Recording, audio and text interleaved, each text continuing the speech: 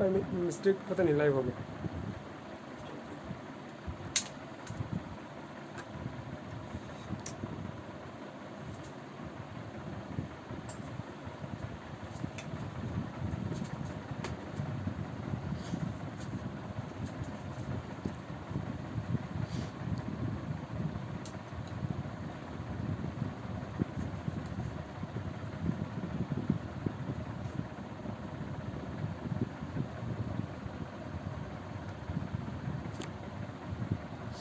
हरे कृष्ण कृष्ण कृष्ण हरे हरे, हरे राम हरे राम।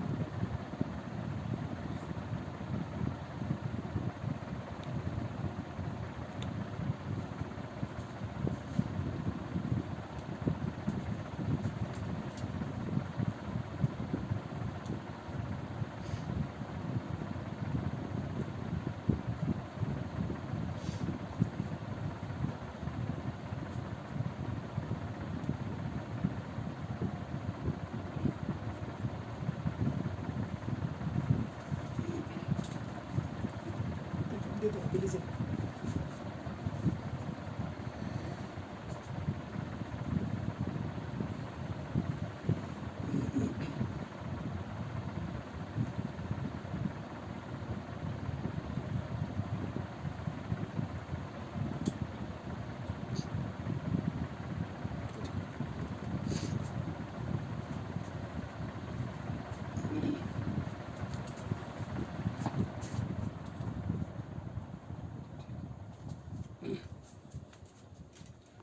हरे कृष्णा।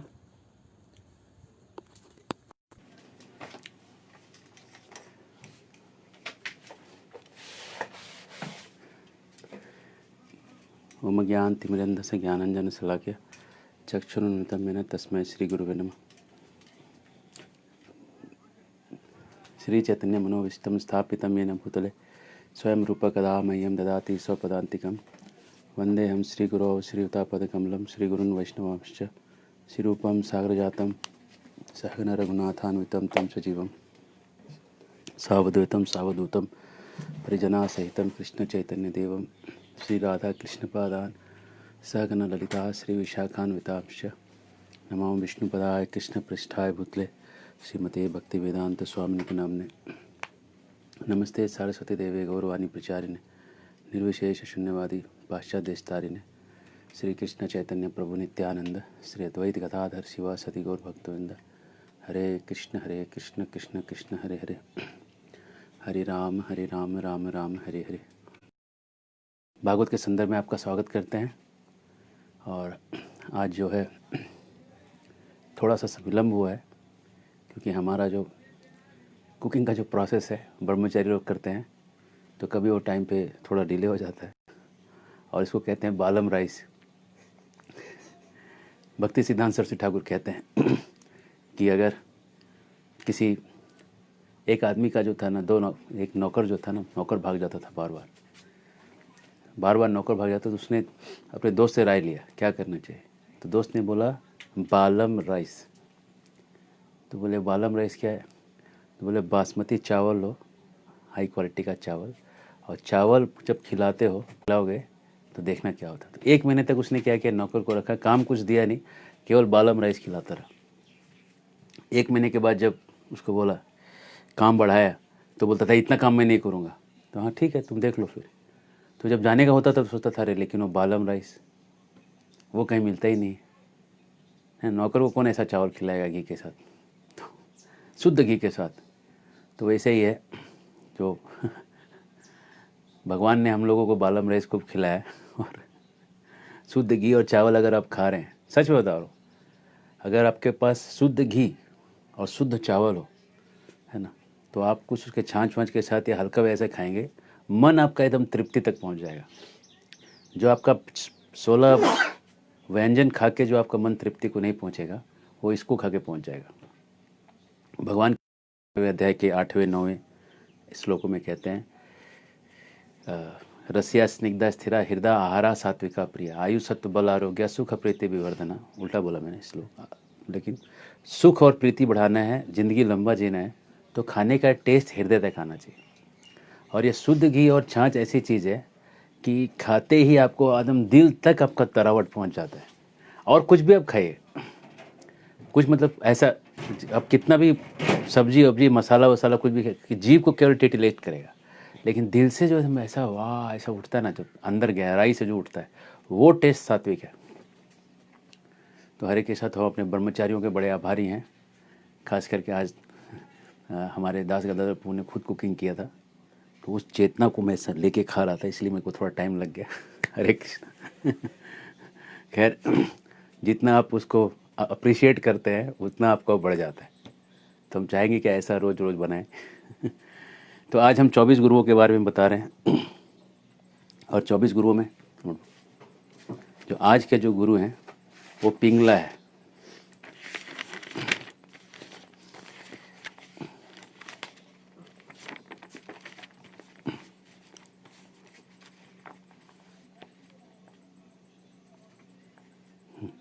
कल हमने देखा हरिन, हरिन के बारे में देखा, मछली के बारे में देखा, मछली कैसे जीभ की लोभी रहती है, फंस जाती है।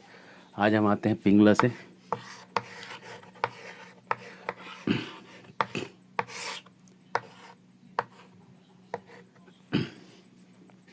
पिंगला एक विदेह करके एक जगह था, वहाँ रहती थी, विदेह नगर में रहती थी। और पिंगला वे बहुत सुंदर थी और स्वेच्छाचारी थी।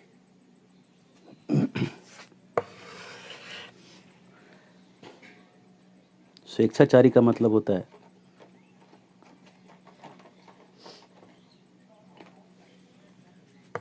मनमौजी।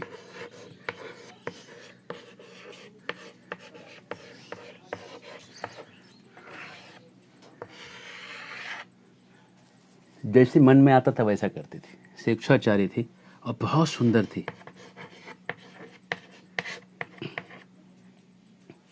तो पिंगला जो थी वो रूपवती थी, मनचली थी और गर्हित कर्म में लगी थी, वेश्यावृत्ति करती थी। और उसमें एक रात की बात, उसको पुरुषों में ज़्यादा आसक्ति नहीं थी, उसको पैसे में आसक्ति थी। उसको बस पैसा दिखता था, कोई आदमी आता था तो दिखता था कि कितना मोटा पार्टी है, मालदार पार्टी है, बहुत देगा, है ना, इसको खुश कर लिया तो बस मालामाल हो जाऊंगी, इत्यादि यही सब सोचता उसका। आदमी नहीं दिखता था, उसको पैसा दिखता था। जैसे जो बनिए होते हैं ना, उनको अगर पेड़ दिखा देंगे तो पेड़ ने उसको 1 लाख रुपया दिखेगा, एक ज़मीन दिखा देंगे तो ज़मीन ने उसको 2 लाख रुपया दिखेगा। तो जिसकी नज़र जैसी रहती, तो पिंगला की नज़र में हर आदमी एक पैसा देने वाला व्यक्ति था। तो पिंगला जो है, एक दिन की बात, हाँ, वेट कर रही थी कि कोई आएगा, खूब सज धज के खड़ी थी अपने दरवाजे पे, और लोग आ रहे थे और सबके बारे में सोच रही थी कि ये देगा कुछ, ये देगा कुछ, ये आएगा, लेकिन रुक ही नहीं रही थी। कोई रुक ही नहीं रहा था उसके पास। तो आशा करते करते जो है ना, उसके मन में बड़ा दुख हुआ, दुख हो गया। देखिए कैसे सीक्वेंस में चीज़ें आती।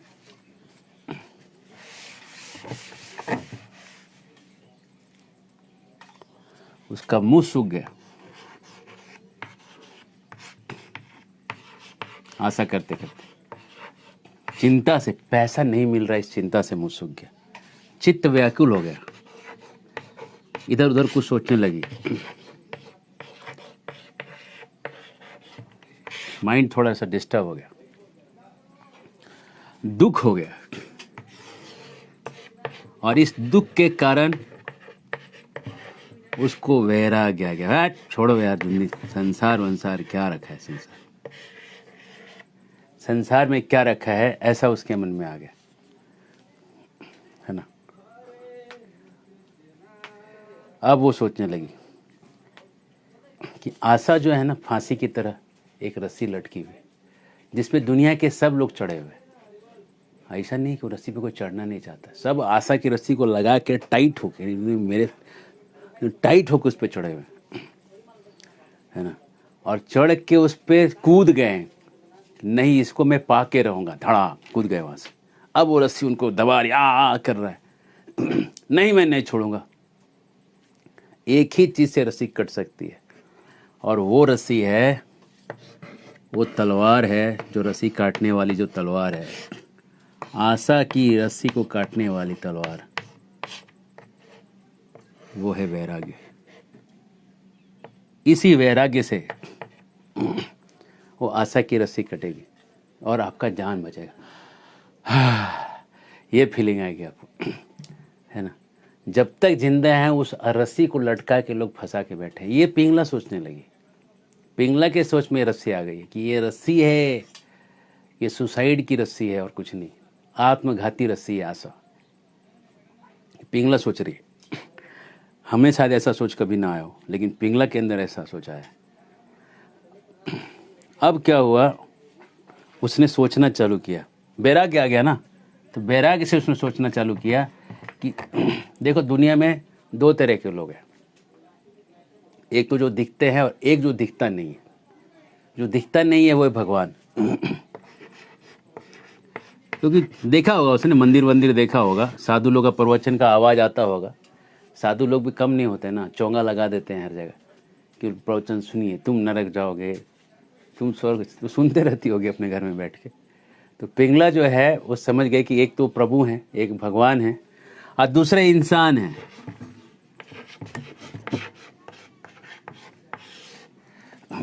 अब भगवान और इंसान में कंपेयर करने लगी वो, इंसानों में क्या होता है और भगवान में क्या होता है, कंपैरिजन चालू हो गया, है ना।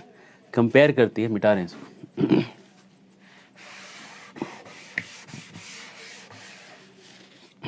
भगवान के बारे में सोचे कि ये तो आदमी जो है, जो भी है, वो संसार जिसने बनाया वो नित्य होगा, वो हमेशा से होगा, क्योंकि संसार तो हमेशा है, तो बनाने वाला कोई ऐसा होगा जो नित्य होगा। और इंसान कैसा है, अनित्य, ये आएगा और जाएगा। इसका आना, एक दिन डेट लिखा रहता है कि आया इस दिन है, और जाने का डेट भी उसके पास है, कब जाएगा। आएगा एक दिन, आएगा जब रे बुलावा हरि का, छोड़ के सब कुछ जाना पड़ेगा। तो अनित्य संसार में इंसान है और नित्य संसार में भगवान है। और उसके बाद ये जो इंसान है, ये बेचारा अनित्य तो है ही, ये दुख भोग रहा है, आदि व्याधि शोक मोह सब इसको भोगना पड़ रहा है, बेचारा इंसान, है ना। कितना दुख होता है। कोई अपना जान पहचान वाला व्यक्ति अगर चला जाए, कितना दुख होता है।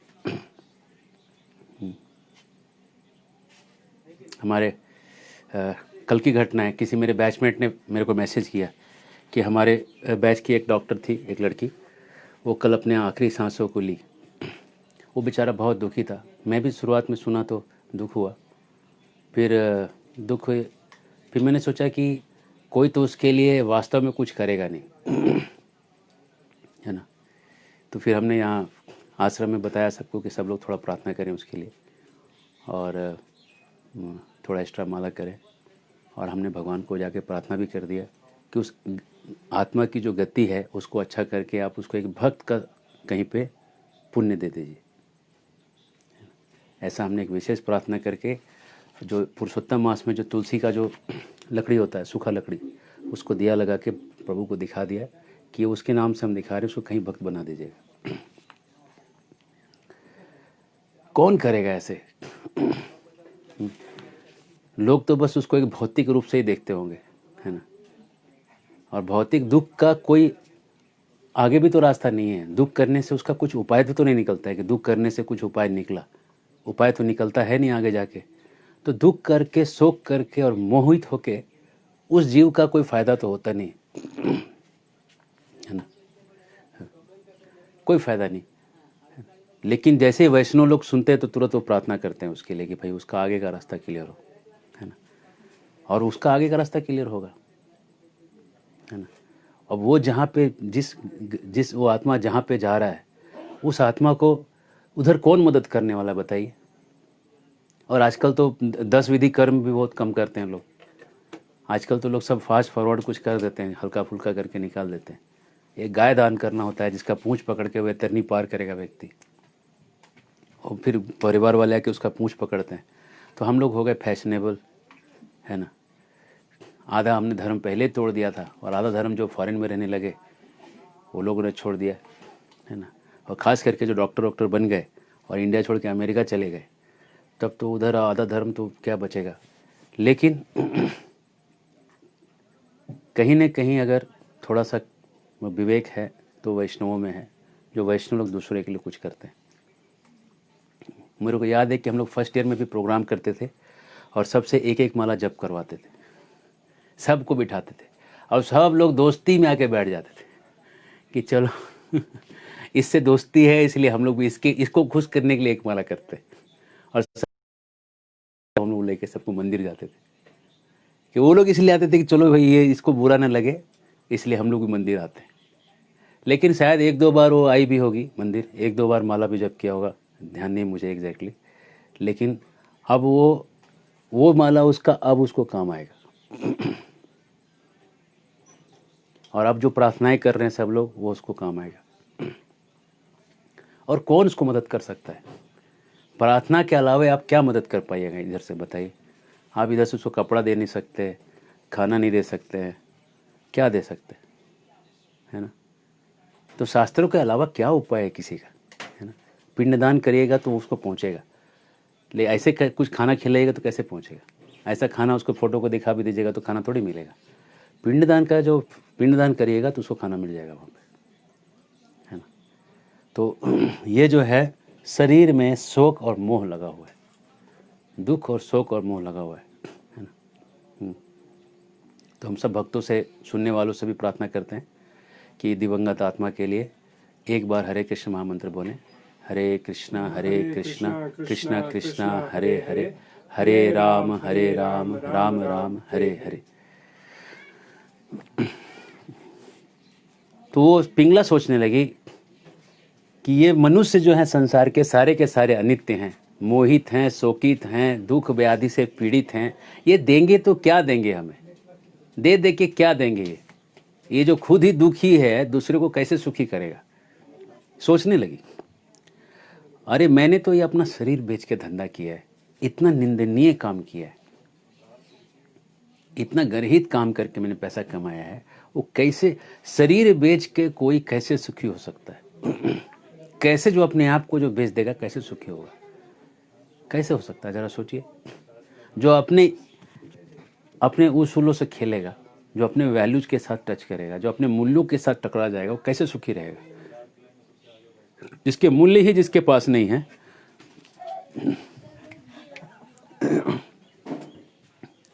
जिसके मूल्य ही जिसके पास नहीं, वो कैसे सुखी हो सकता है? कैसे सुखी हो सकता है बोलिए। जो अपनों के आंखों में आंसू देखेगा वो सुखी कैसे होगा, है ना। मैं आप समझ रहे मैं क्या कहना चाह रहा हूँ, है ना। जब आदमी वैल्यूज के साथ खेल देता है ना, फिर वो कुछ सुख बचता ही नहीं उसके जीवन में। तो जो अपना शरीर ही बेच रहा है वो रोज अपने को कितना कोसता होगा।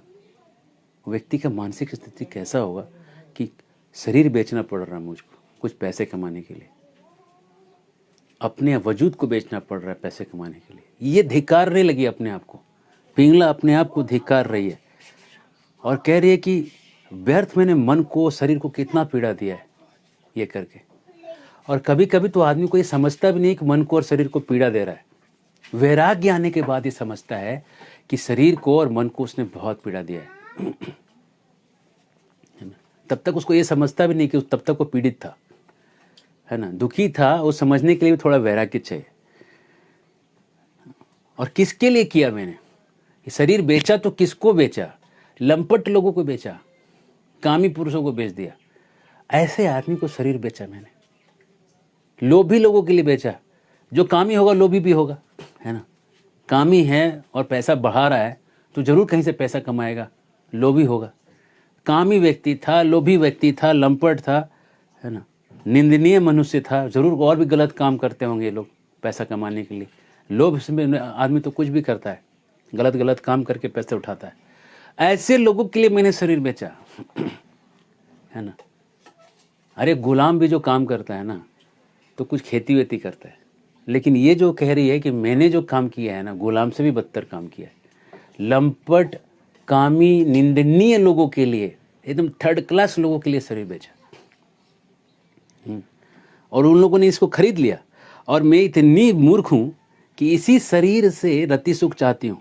धिक्कार है मेरे ऊपर, धिक्कार है। पिघला कहती है ये जो शरीर है ना, ये शरीर एक ढांचे के जैसा है।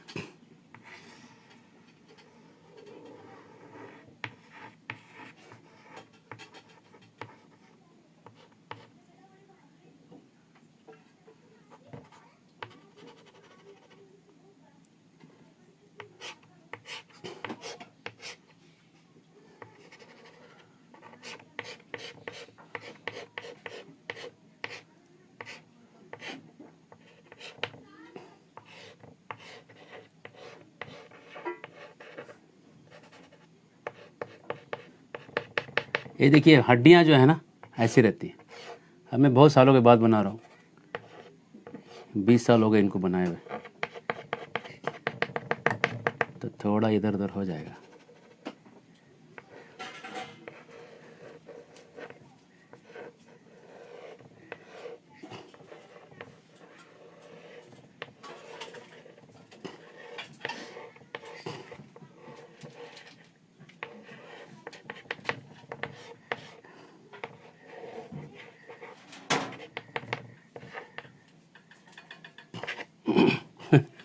शरीर जो है एक ढांचे के जैसा है। देखिए इसमें ये जो है ना, ये घर के जैसा है। घर में पिलर होता है, ये पिलर है। देखिए शरीर का ये पिलर है,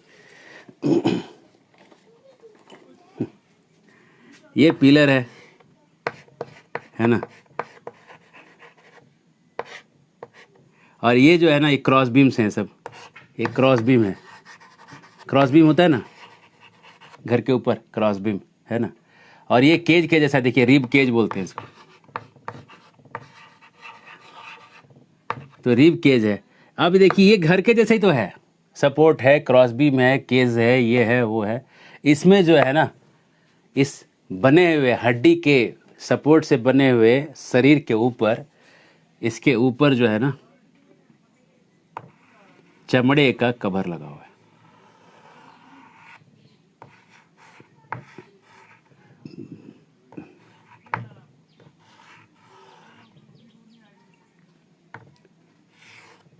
और इसी को आप कहते हैं वाह वाह, चमड़े का कवर लगा है।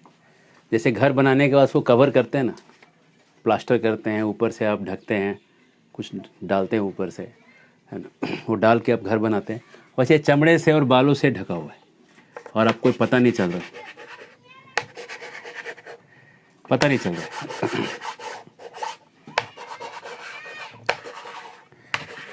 वो ढक गया, हो गया, आदमी तैयार हो गया, है ना।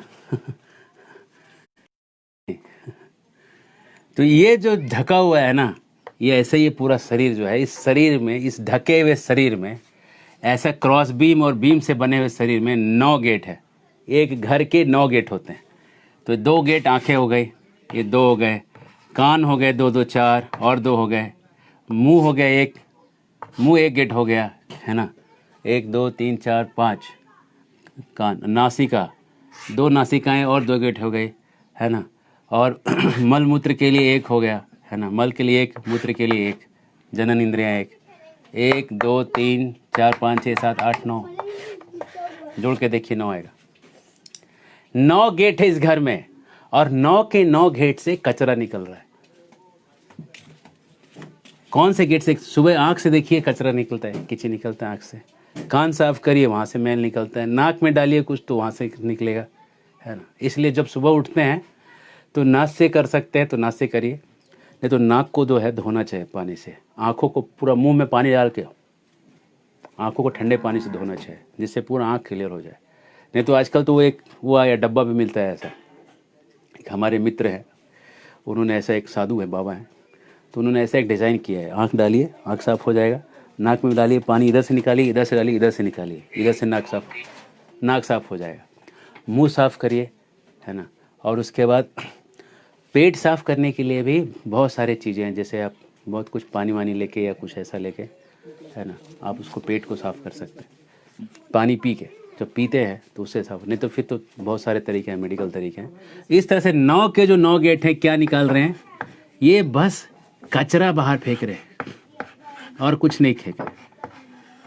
9 के 9 गेट से कचरा निकल रहा है, कुछ अच्छा चीज़ नहीं निकल रहा। और इस पूरे बॉडी के अंदर, इस पूरे घर में संचित मटेरियल कहती है पिंगला, कहती है 2 चीज़ें, एक है मल और दूसरा है मूत्र। ये 2 ही चीज़ इसमें संचित है और इसमें संचित कुछ है नहीं। संचय का 2 ही चीज़ है, मल है, मूत्र है, और है खून ऊन है। तो वो खून ऊन भी आखिर में यही कन्वर्ट होके यही बन रहा है ना।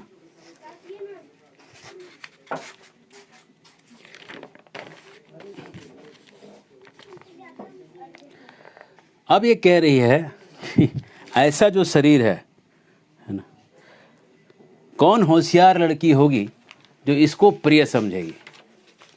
अगर कोई होशियार लड़की है, इस 9 गेट से जो कचरा निकल रहा है, ऐसे कचरे से निकलने शरीर को प्रिय कैसे समझ सकती। पिंगला कह रही,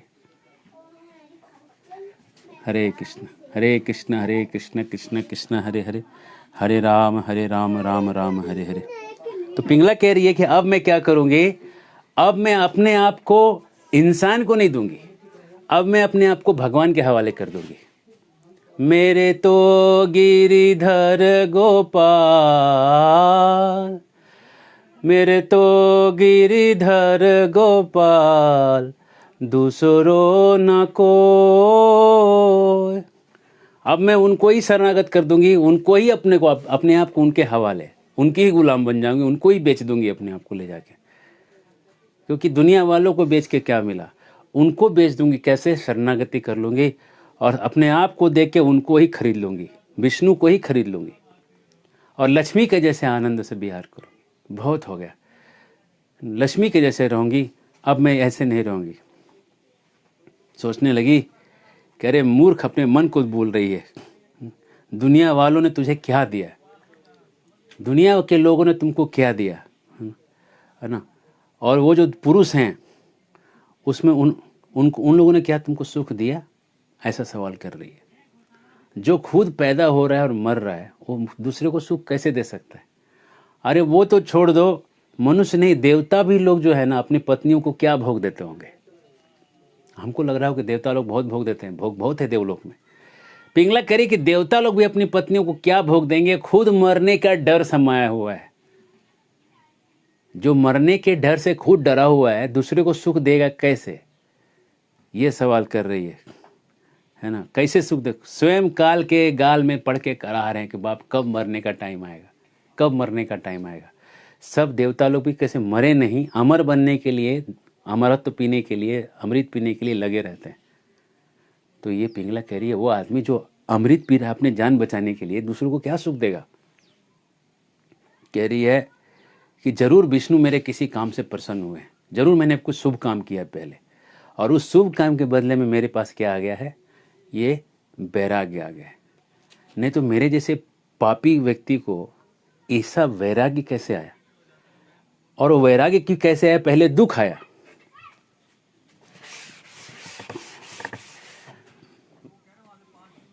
पहले आया दुख, सोच रही, दुख से आया वैराग्य। तो जो अगर भाग्यवान नहीं होती तो ऐसा दुख नहीं आता और ऐसा वैराग्य नहीं आता उसके जीवन में। वो बुक दीजिए ऊपर, मानस, रामचरितमानस। हाँ,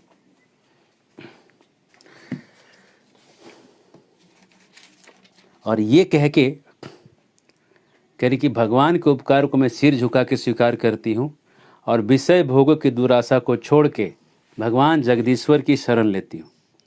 और अब जो है अपने कर्म से जो भी मेरे को मिल जाएगा उसको लेके, प्रारब्ध से जो मेरे किस्मत में लिखा जो आ जाएगा उससे मैं अपना ज़िंदगी चला लूँगी।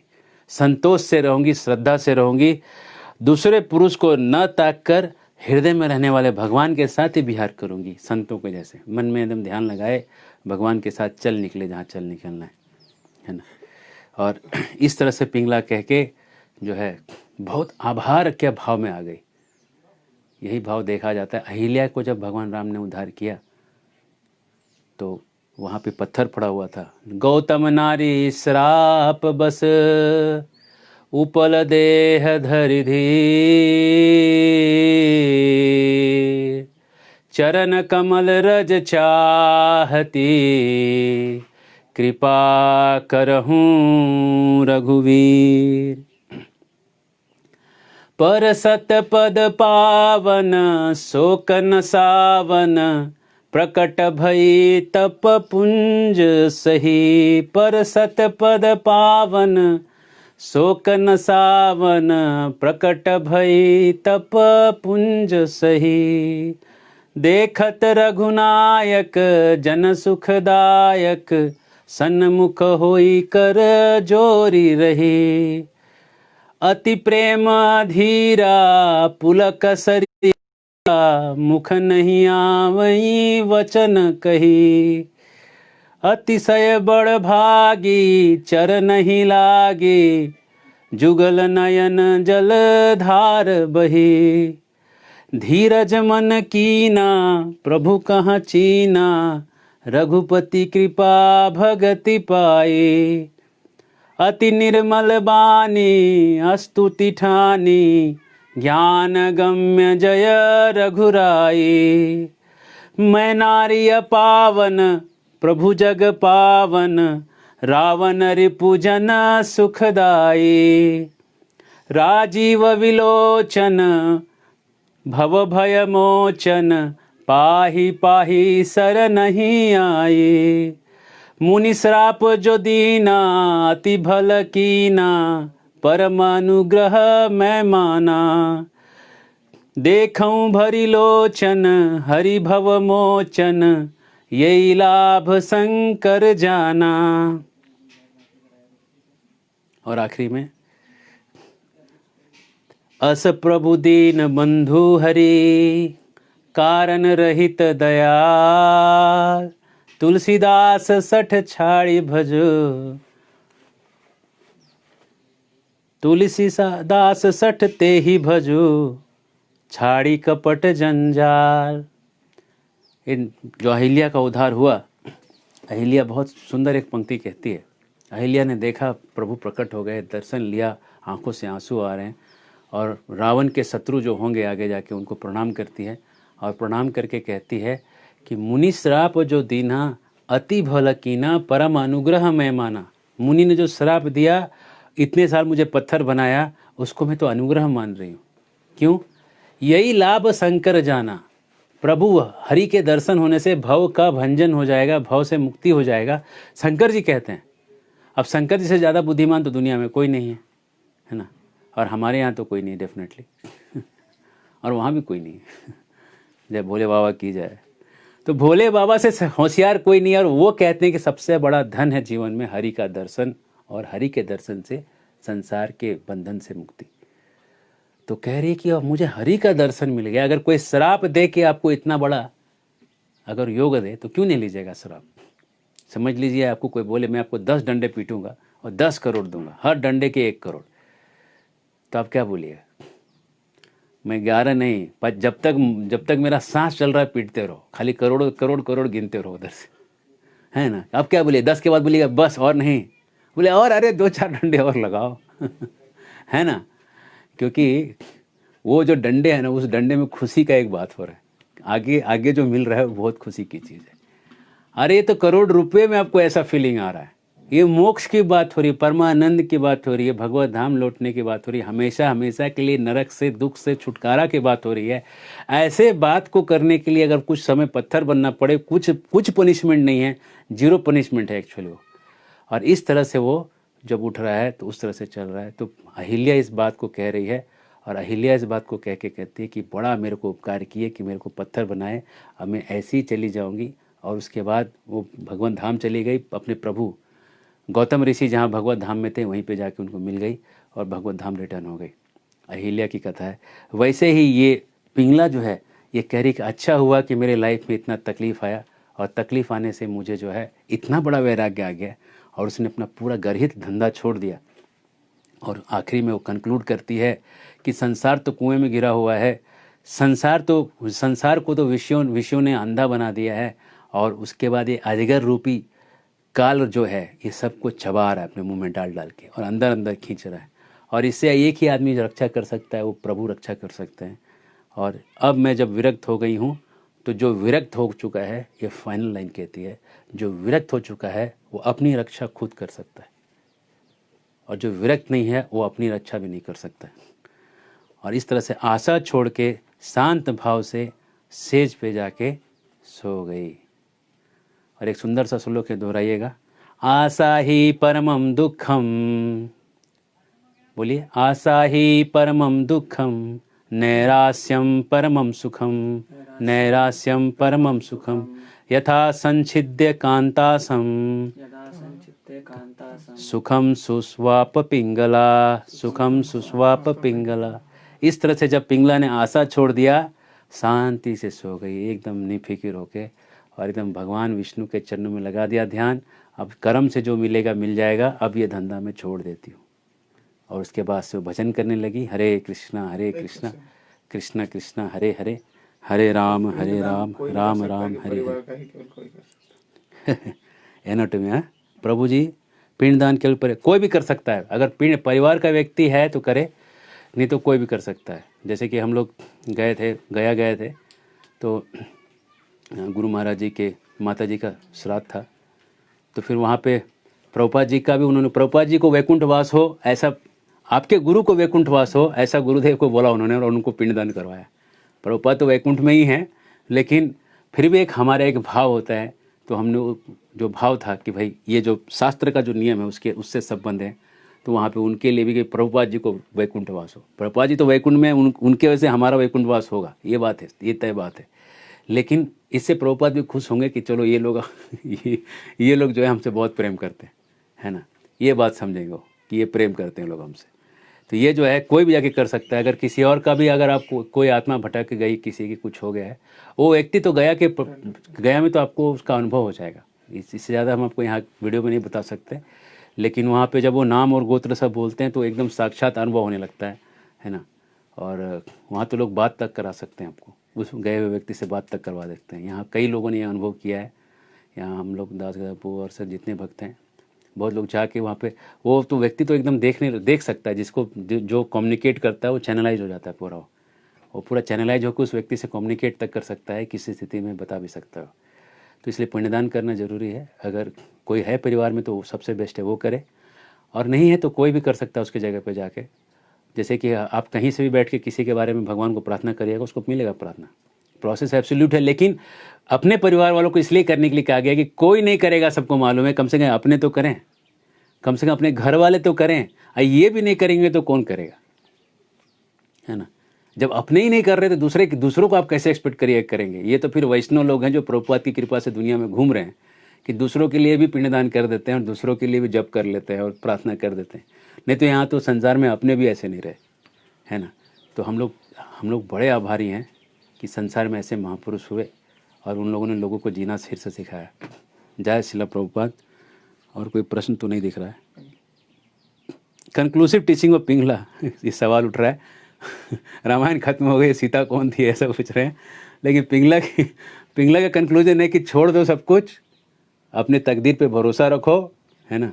आशा छोड़ते ही शांति से आप जी सकते हो। आशा ही आपके दुख का परम कारण है ना। पिंगला की स्टोरी में बहुत सारी चीज़ें सीखने के लिए हैं, लेकिन सबसे बड़ा सीख उसने ये दिया है कि आशा छोड़ो और जो मिल रहा है उसको ग्रेटफुल हो जाओ। उसको तो वैराग्य, उसको तो पैसा भी नहीं मिला, उसको भगवान ने आके 5 लाख का चेक नहीं दिया, अब आगे से तुमको लाइफ में जीने का प्रॉब्लम नहीं होगा, ये 5 लाख कैश रख लो। बोलते ओहो आई एम सो ग्रेटफुल, ऐसा भी नहीं हुआ। उसके मन में जो था ना, जो भगवान ने उसको वैराग्य दिया ना, उसी पे ग्रेटफुल हो गई वो, उतने ही पे ग्रेटफुल हो गई। अहिल्या को तो राम का दर्शन भी हुआ था, उसको तो ग्रेटफुल होने का रीजन था, भगवान खड़े थे। पिंगला तो वो भी उसको मिला नहीं था, उसको तो भगवान का दर्शन नहीं मिला था। बस मन में वैराग्य से इतना समझ गए थे कि दुनिया के लोग ऐसे हैं और मैं जब तक भगवान के साथ नहीं रहूँगी मैं खुश नहीं होंगी। इस समझ को आते ही वो ग्रेटफुल हो गई थी। और ये है सबसे बड़ा सीख, ग्रेटफुल रहिए जो मिल रहा है डेस्टिनी के साथ, और आशा छोड़ के एकदम शांत होकर जी लीजिए। ये टीचिंग है। हरे कृष्णा। ये कौन से भागवतम है? ये भागवतम के 11वें स्कंद के 8वें अध्याय में पिंगला उवाच करके कथा है, उसको आप पढ़ लीजिएगा। बहुत बहुत धन्यवाद। जय श्रील प्रभुपाद। हरे कृष्णा।